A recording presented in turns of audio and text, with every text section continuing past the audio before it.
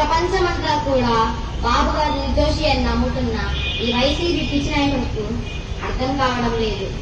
Skill development అనే దాని మీద మీరు ఎంక్వైరీ చేస్తే ఆ ఎంక్వైరీలో లబ్ధి పొందిన ఐటీ ఉద్యోగులు బయటకు వస్తున్నారు.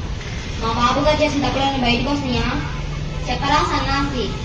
అరెస్ట్ చేసి 7 రోజులు అవుతుంది కదా, ఏం పీకుతున్నావు? నీ అయ్యే తెచ్చిన ఇడుపాయలో కూడా పెట్టారు కదరా కేంద్రం. రాష్ట్రం అంతా 4 కేంద్రాలు పెట్టారు కదరా. అసెంబ్లీలో తీర్మానించుకుని కదరా పెట్టింది. ఎప్పుడైనా అసెంబ్లీకి వెళ్ళే మొహైనా నీది? రంగుల కోసం 2000 కోట్లు వృధా చేశావు. సంచుల కోసం 750 కోట్లు వృధా చేశావు. దాన్ని ఏం చేయమంటారు? అభివృద్ధి చేయడం తప్ప, సంక్షేమ పథకాలు వేయడం తప్ప, ఉద్యోగం వేయడం తప్ప?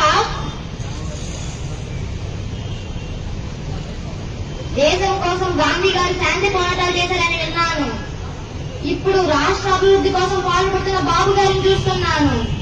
ఒకప్పుడు బ్రిటిష్ నాయకులను వణికించిన అల్లూరి సీతారామరాజు గురించి విన్నాను. ఇప్పుడు యువకుల పాదయాత్రల ద్వారా వైసీపీని ఎన్నికైన లోకేషన్ చూస్తున్నాను. అభివృద్ధి పేరు చెప్తే గుర్తుకొచ్చేది చంద్రబాబు, కరోనా పేరు చెప్తే గుర్తుకొచ్చేది జగత్ కంత్రిగాడు.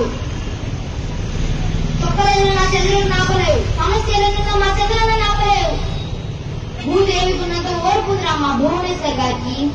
సంస్కృతం కలిగిన పార్టీరా మా తెలుగుదేశం పార్టీ. విలువలు కలిగిన పార్టీరా మా తెలుగుదేశం పార్టీ. సభ్యత కలిగిన పార్టీరా మా తెలుగుదేశం పార్టీ. బాధ్యత కలిగిన పార్టీరా మా తెలుగుదేశం పార్టీ. గుర్తుంచుకో జగన్మోహన్ రెడ్డి, నీ ఇంటి నుంచి నా ఇంటికి ఎంత దూరమో, నా ఇంటి నుంచి నీ ఇంటికి ఎంత దూరం.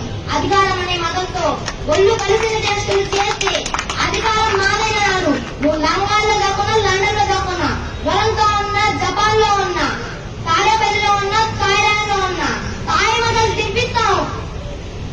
నిన్ను నీ సైనికులను రోజు కీచి బుద్ధి చెప్తామని అన్నగా